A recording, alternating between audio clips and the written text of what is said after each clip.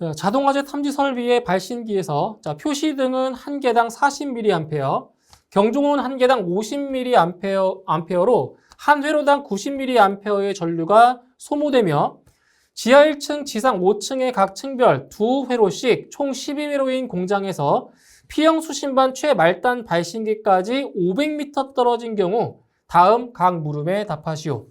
단 수신기의 전압은 DC 24V이고 경보 방식은 일제 경보 방식인 경우라고 했습니다. 자, 이 문제 같은 경우는 이제 기존에 많이 출제가 되었던 문제 중에 하나죠. 자, 그런데 이제 논란이 되었던 거는 바로 경보 방식이 지금 일제 경보 방식인 경우고요. 바로 요 2번 문제 그리고 3번 문제에서 좀 논란이 있었던 이제 그러한 문제인데 한번 설명을 좀 드리도록 할게요. 자, 1번 문제 보시게 되면 자, 표시등 및 경종의 최대 소요 전류와 총 소요 전류를 구하라고 했습니다. 자, 먼저 이 표시등 같은 경우에는 자, 표시등의 소요 전류는 자, 보실게요. 자, 표시등 같은 경우는 지금 화재가 발생하든 발생하지 않든 어떻게 돼요? 항상 점등 상태를 유지하는 거죠. 그러니까 표시등은 이게 발신기의 위치를 알려주는 거기 때문에 바로 항상 점등이 돼야 됩니다. 총 12회로가 다 전부 다 점등이 돼야 되기 때문에 자, 한 개당 40mA예요. 한 개당 40mA고요. 총 몇 회로인 거죠? 12회로입니다. 12를 이렇게 곱해주면 되는 거죠. 그러면 이 값은 480mA가 나오겠죠? 이렇게. 자, 근데 문제에서는 지금 단위가 암페어입니다. 이렇게. 단위가 암페어예요. 네. 암페어로 물어봤기 때문에 480mA는 얼마가 돼요? 0.48A 되겠네요. 0.48 자, 암페어가 되고요. 그 다음 두 번째. 자, 경종을 보실게요. 경종. 자, 지금 이게 경보 방식이 일제 경보 방식이에요. 그러면 화재가 발생했을 때 자, 모든 층의 경보가 울리는 거죠. 그러면 전부 다 작동하는 거기 때문에 자, 경종의 소요 전류는 자, 한 개당 50mA예요. 50mA고요. 자, 총 12개의 회로 12를 곱하게 되면 자, 600mA가 나오게 되고요. 이것도 마찬가지. 자, 단위를 암페어 단위로 환산하면 0.6A가 나오게 됩니다. 그러면 총 소요 전류는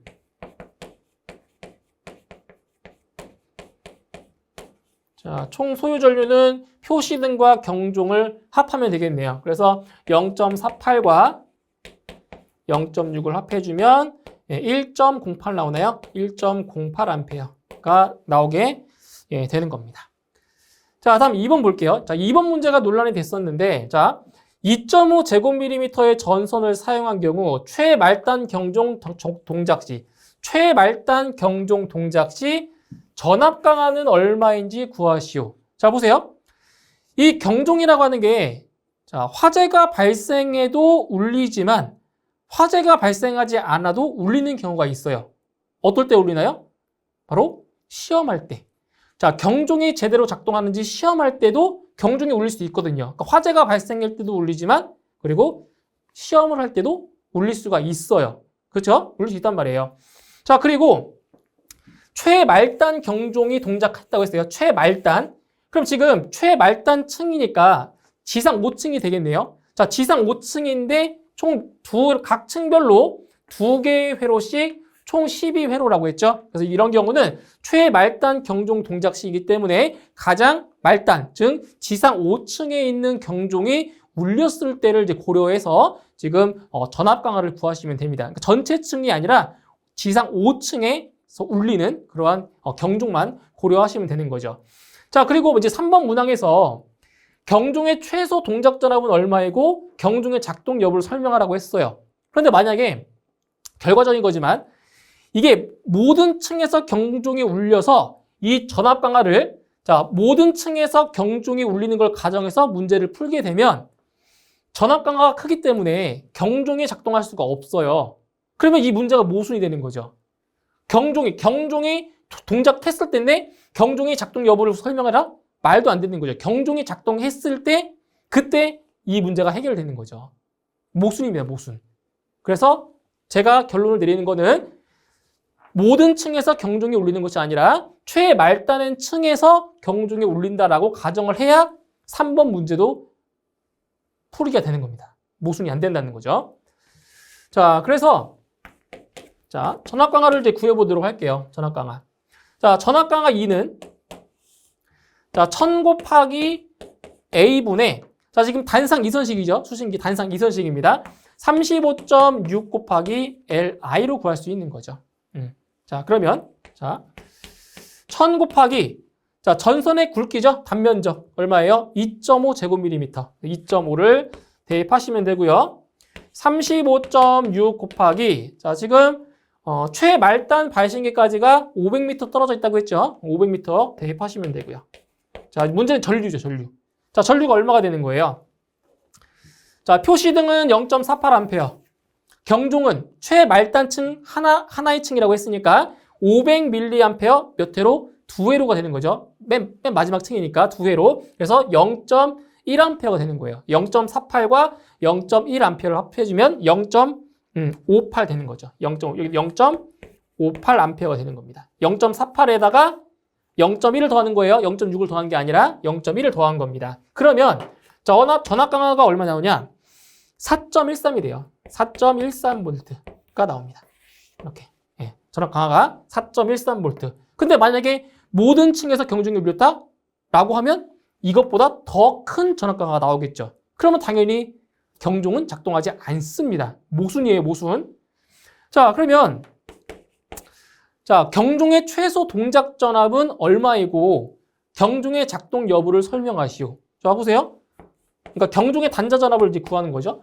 자, DC 24V예요. 수신기 전압이. 24V에서 전압 강화만큼을 빼줘야 되겠네요. 4.13. 이걸 빼줍니다. 자, 그럼 이게 얼마 나오냐? 이 값이 19.87이 돼요. 19.87V가 나오고요. 그런데 이 경종 같은 경우는 전격 전압의 80%에서 동작을 하는 겁니다. 최소 80%는 돼야 동작을 한단 말이에요. 그러면 자, 전격 전압의 자, 80%가 몇 볼트냐? 자, 지금 24V죠. 24V에 0.8, 80%. 그러면 19.2V가 돼요. 자, 지금 단자 전압이 19.87이죠. 자, 80%보다 높기 때문에 경종은 작동한다는 거죠. 그렇죠? 네, 이겁니다. 경종은 작동하는 거예요. 전압 강화가 4.13V이기 때문에. 네. 자, 그 다음 4번 보실게요. HFIX 배선의 우리말 명칭을 쓰시오. 이것은 소방에서 주로 사용하는 배선이죠. HFIX는 450, 750V, 저독성 난연 각요폴리 올레핀, 네, 절연 전선이 되겠습니다. 우리말 명칭 풀네임으로 작성하셔야 돼요. 자, 다음 5번. 층수가 11층, 자, 공동주택은 16층 이상인 특정 소방 대상물에 지금 지상 1층에서 화재가 발생하였을 때 경보를 해야 하는 층의, 자, 보세요. 층의 기준을 쓰라고 했죠? 층을 쓰는 것이 아니라 층의 기준을 쓰라고 했어요. 그러니까 특정 층을 쓰는 게 아니라 층의 기준입니다. 그래서 지상 1층에서 화재가 발생한 경우에는 자, 어느 층에 우선적으로 경보를 하냐? 바로 발화층, 그리고 직상 4개의 층, 지하층에 우선적으로 경보를 바라는 거죠. 그래서 층의 기준을 쓰는 거기 때문에 특정 층을 쓰시면 안 돼요. 1층, 2층, 3층 이게 아니라 기준. 자, 기준을 쓰셔야 된다는 얘기예요. 아시겠죠? 이렇게 해서 단답형 문제까지 풀어주시면 되겠습니다. 자, P형 수신기와 감지기와의 배선 회로에서 P형 수신기 종단 저항은 20kΩ, 감지 전류는 1.17mA, 릴레이 저항은 500옴, DC 24V일 때 감지기가 동작할 때의 전류, 즉 동작 전류는 몇 mA인가? 자, 감지기 회로에서 지금 동작 전류를 물어본 문제가 되겠습니다. 자, 그러면 회로를 한번 간단히 그려놓고 좀 설명을 드릴게요. 자, 지금 인가되는 전압이 DC 24V라고 했고요. 여기에 이제 저항이, 자, 3가지 종류의 저항이 이렇게 직렬로 연결이 되어 있습니다. 그리고 감지기는 이 종단 저항, 이게 종단 저항이에요. 종단 저항과 이제 병렬로 이렇게 감지기가 설치가 되어 있는 그런 회로죠. 자, 지금 전압은 24V라고 했고요. 그 다음에 릴레이 저항이 500옴이에요. 릴레이 저항이 500옴이고요. 그 다음에 종단 저항은 20kΩ. 그리고 이제 배선 저항을 지금 몰라요. 그렇죠? 그런데 자, 감시 전류가 1.17mA래요. 그러니까 감지기가 동작하지 않고 감시 상태로 있을 때의 전류가 1.17입니다. 그러면 회로가 어떻게 구성돼요? 감지기에 접점이 붙어 있지 않는 거죠. 동작 상태가 아니니까. 그래서 회로는 이런 식으로 회로가 자, 구성이 되는 겁니다. 감시 전류가 이렇게 되는 거죠. 감시. 그렇죠? 감시 전류.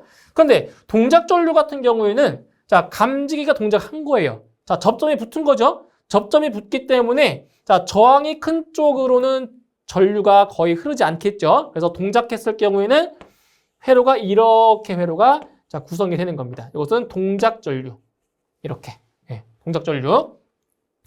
자, 그러면 우리가 동작 전류를 구하려면은 이 배선 저항을 알아야 돼요. 그래서 이 배선 저항 같은 경우는 이 감시 전류를 이용해서 배선 저항을 이제 구할 수가 있습니다. 자, 보세요. 자, 감시 전류입니다. 감시 전류는 자, ohm의 법칙에 의해서 이제 저항분의 전압으로 구할 수가 있죠. 자, 그런데 자, 저항은 지금 3개의 저항이 있는데 전부 다 직렬로 연결이 되어 있어요. 다 합산해 주시면 되겠죠? 자, 500 릴레이 저항과 그다음에 종단 저항 20 곱하기 10의 세제곱입니다. 킬로옴이니까. 그리고 배선 저항을 몰라요. 그럼 여기를 X라고 놓죠. 예, 배선 저항을. 그리고 전압은 24V고요. 자, 여기서 이제 이 X, 즉 배선 저항을 구하셔야 돼요. 그런데 감시 전류가 얼마라고요? 1.17mA. 1.17 곱하기 10의 마이너스 세제곱이 되는 거죠.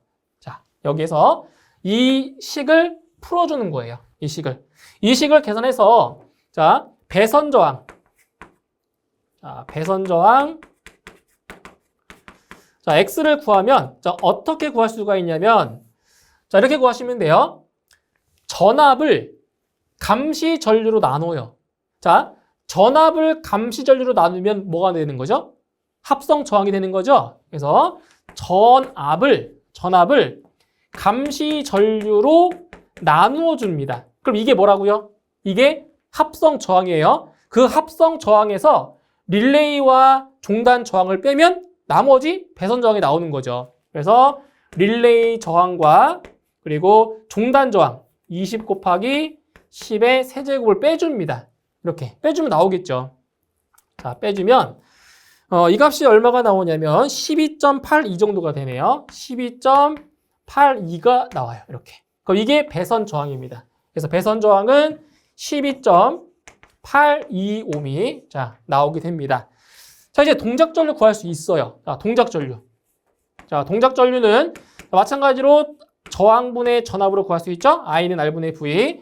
자, 이 동작 전류 같은 경우에는 종단 저항이 의미 없다라고 했어요. 이쪽으로는 전류가 흐르지 않기 때문에. 그래서 릴레이 저항 500과 배선 저항 12.82를 합친 게 합성 저항이고요. 그리고 전압은 24V가 되겠습니다. 자, 이렇게 해서 계산하시게 되면 이 값은 0.0468. 0.0468. 단위는 암페어가 되겠죠. 자, 그런데 문제에서는 미리암페어로 물어보았기 때문에 단위를 환산하시게 되면 46.8mA가 자, 나오게 되겠습니다. 이렇게 해서 동작 전류는 46.8mA가 되겠습니다. 자, 어떤 건물의 사무실 바닥 면적이 500제곱미터이고 천장 높이가 3.5m로서 내화 구조이다. 자, 이 사무실에 차동식 스포트형 감지기 2종을 설치하려고 한다. 최소 몇 개가 필요한지 구하시오. 자, 이 문제 같은 경우에는 감지기의 개수를 구하는 거죠. 우리가 감지기 개수를 구하기 위해서 표를 하나 암기를 해야 되는 게 있죠. 자, 그러면 다음 표를 한번 보실게요. 자, 이 표에서 기준 면적 값을 하나를 고르셔야 돼요. 찾으셔야 되는 거예요. 자, 그러면 문제에 나와 있는 조건을 볼게요. 먼저 천장의 높이가 3.5m래요. 3.5m니까 4m 미만에 들어가겠네요. 4m 미만. 그리고 주요 구조부는 내화 구조네요. 내화 구조이고요. 내화 구조. 그 다음에 차동식 스포트형 감지기 2종입니다. 여기 있죠. 2종. 여기 있죠. 그럼 이 세 가지 조건을 모두 만족하는 곳이 어디에 있어요? 바로 여기에 있죠. 70. 즉 바닥 면적 70제곱미터마다 1개 이상의 감지기를 설치를 하는 겁니다. 자, 우리 기준 면적 구했어요. 70제곱미터. 자, 그러면 다 구한 거예요. 감지기의 개수는, 설치 개수는, 자, 바닥 면적이 500제곱미터죠. 그러면 500제곱미터를 기준 면적 70제곱미터로 나누어줍니다. 예, 70제곱미터로 나누어주시게 되면, 이 값은 7.14 정도가 나오고요. 절상해주면 8개, 최소 8개의 감지기는 설치를 해야 되는 겁니다. 그래서 정답은 8개가 정답이 되겠습니다. 자, 비상 콘센트 설비를 설치하여야 할 특정 소방 대상물 3가지를 쓰시오. 자, 이 내용 같은 경우에는 소방시설법 시행령에 나와 있죠. 바로 비상 콘센트 설비의 설치 대상 3가지가 명시되어 있습니다. 자, 첫 번째부터 보실게요. 자, 비상 콘센트 설비를 설치해야 할 특정 소방 대상물. 첫 번째로는 층수가 11층 이상인 특정 소방 대상물의 경우에는 11층 이상의 층에만 설치할 수 있습니다. 그래서 기본적으로 층의 개수가 11개의 층 이상이 돼야 되고요. 그 중에서도 11층 이상에만 비상 콘센트 설비를 설치할 수가 있는 거죠. 그래서 층수가 11층 이상인 특정 소방 대상물의 경우에는 11층 이상의 층이 되겠고요. 다음 두 번째로는 지하층의 층수가 일단 3층 이상이 돼야 돼요. 지하층의 층수가 3층 이상이 돼야 되고, 그때 지하층의 바닥 면적의 합계가 1000제곱미터 이상인 것은 지하층의 모든 층에 설치할 수 있는 거죠. 이건 두 가지 다 만족해야 돼요. 지하층의 층수가 3개의 층 이상이 돼야 되고, 그리고 그 지하층의 바닥 면적의 합계가 1000제곱미터 이상이 돼야 모든 층에, 지하 모든 층에 비상 콘센트 설비를 설치를 하는 거죠. 자, 그리고 세 번째로는 터널로서 길이가 500m 이상인 것. 그래서 터널의 길이가 500m 이상인 경우도 비상 콘센트 설비를 의무적으로 설치를 해야 됩니다. 이렇게 해서 비상 콘센트 설비의 설치 대상 3가지 작성하시면 되겠습니다. 자, 삼선식 배선에 의하여 상시 충전되는 유도 등의 전기 회로에 전멸기를 설치하는 경우에는 어느 때에 점등되도록 하여야 하는지 그 기준을 5가지 쓰시오. 자, 유도등 같은 경우에는 2선식 배선이 있고 3선식 배선이 있죠. 그런데 2선식 배선 같은 경우에는 항상 점등 상태를 유지를 해야 돼요. 그런데 3선식 배선은 전멸기, 즉 스위치를 설치를 해서 필요할 때만 점등을 하는 그러한 아주 경제적인 배선 방식인 거죠. 그런데 이때 자, 전멸기를 설치하는 경우에 어떤 때에 점등이 되도록 해야 되는지 5가지에 대해서 작성하라고 했습니다. 이 문제도 시험에 자주 나오는 문제 중에 하나죠. 반드시 암기를 하고 있어야 되는 내용입니다.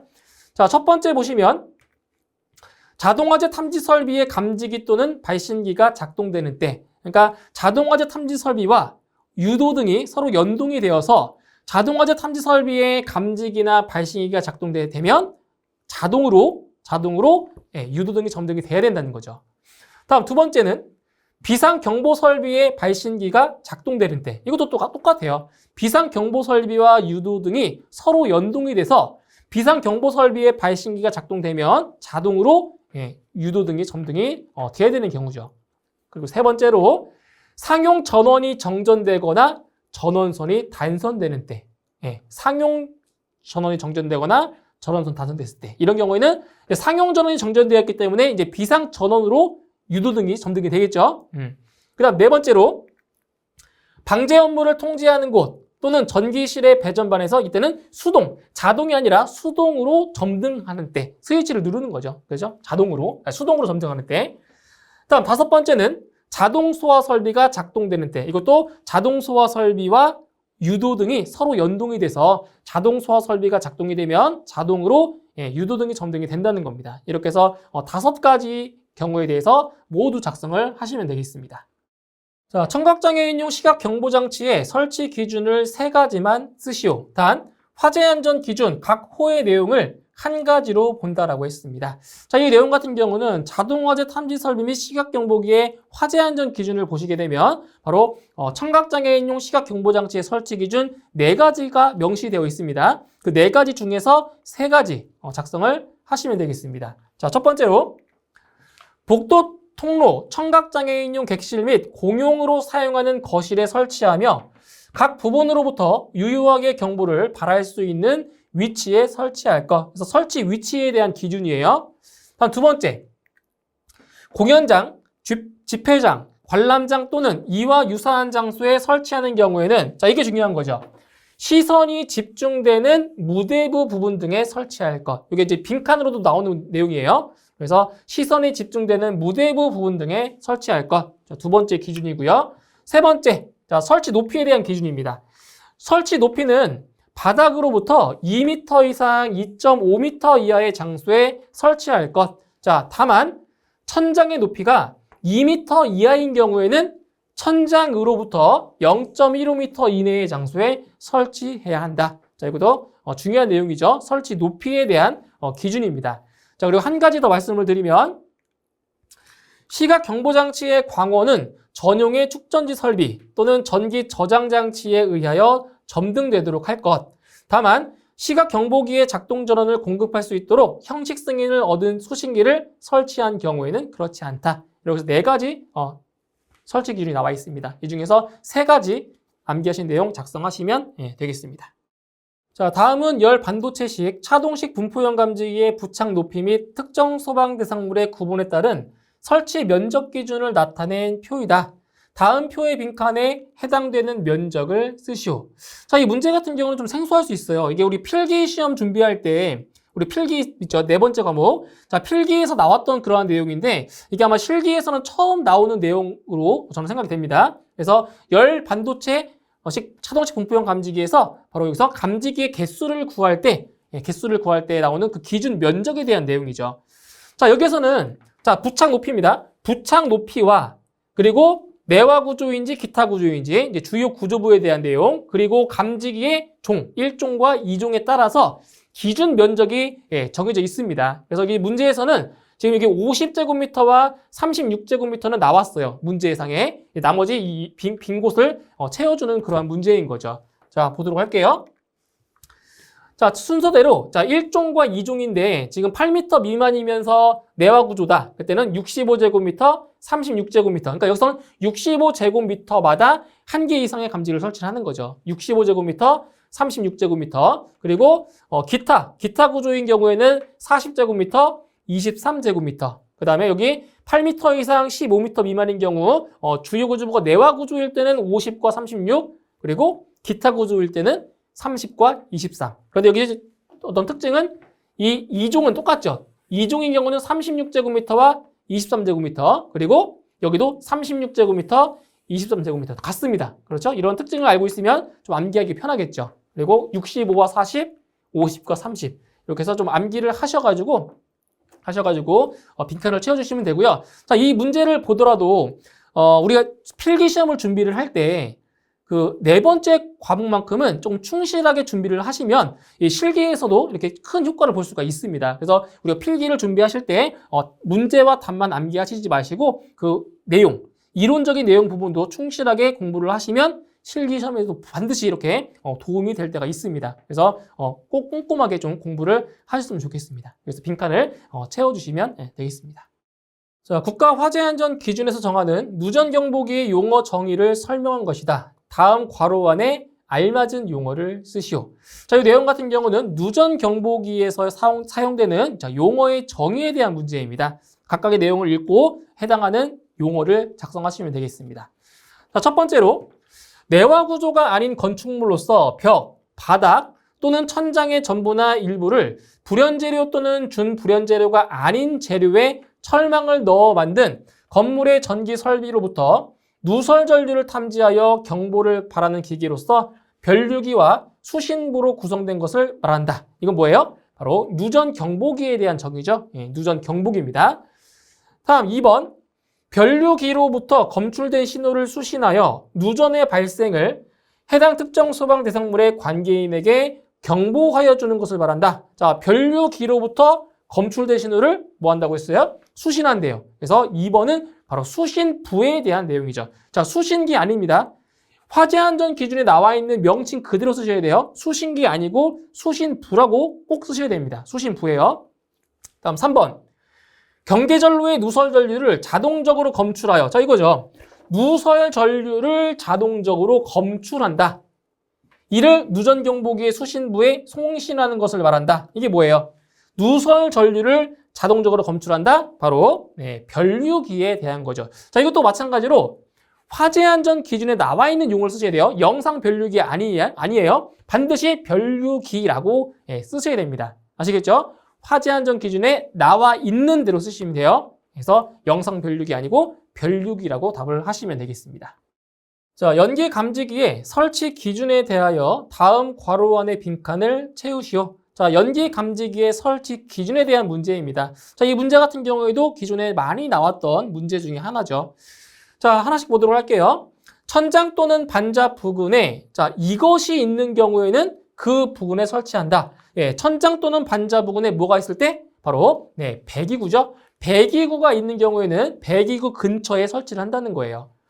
자, 그리고 두 번째, 감지기는 벽 또는 보로부터 몇 미터 이상이에요? 바로 0.6m 이상 떨어진 곳에 설치할 것. 여기서 빈칸 두 곳에 알맞은 내용을 채워주시면 되겠습니다.